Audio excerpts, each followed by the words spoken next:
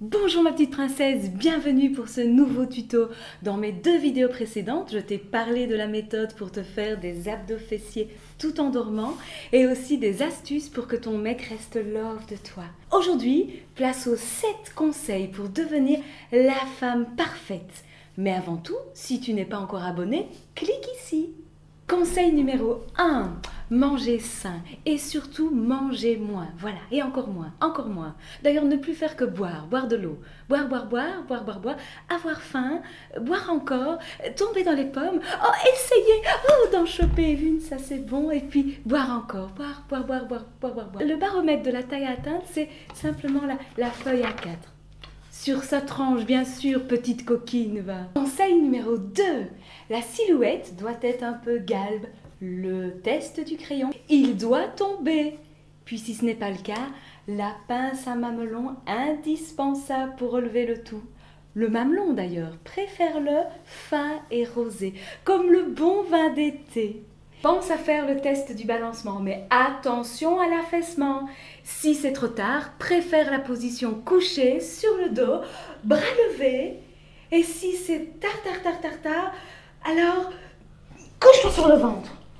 Conseil numéro 3, le maquillage et les crèmes. S'il te plaît, ma petite princesse, évite le mouvement féministe no make-up. Ça n'a pas de sens, tu te maquilles.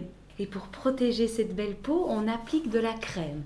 Dès le matin, une petite crème et puis vers 10 heures, on commence à appliquer à la spatule. On reste dans du léger, 1 centimètre, voilà, anti-polluant, antioxydant, anti-rides, anticonstitutionnellement.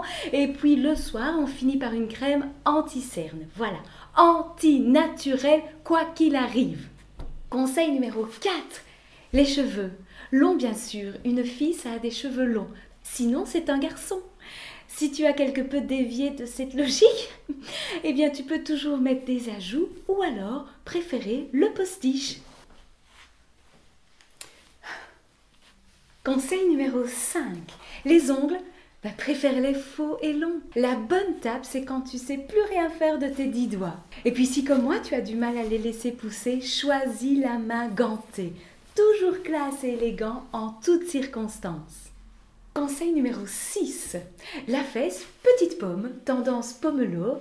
Et si tu portes un jeans, bien sûr, toujours le string apparent, qu'on puisse admirer la découpe de la lune. J'ai demandé à la lune, mais le soleil ne le sait pas. Je m'égare, petite sotte que je suis. Putain de cheveux, dis. Le déhanché doit être saccadé, fesse droite, fesse gauche. Tu peux inverser si tu es gauchère. Et toujours en talons. Et par pitié, pas de crocs ni de thon. Puf. Conseil numéro 7. Le maintien. Alors tu imagines que tu as un fil suspendu au-dessus de la tête et que tu regardes loin à l'horizon. Voilà. La moue, mi-boudeuse, mi-ingénue. Et puis surtout, si tu as un interlocuteur, toujours souligner son prénom avec un rire soft. Pablo! Voilà pour mes conseils du jour. J'espère qu'avec ça, tu vas te sentir mieux dans ta peau.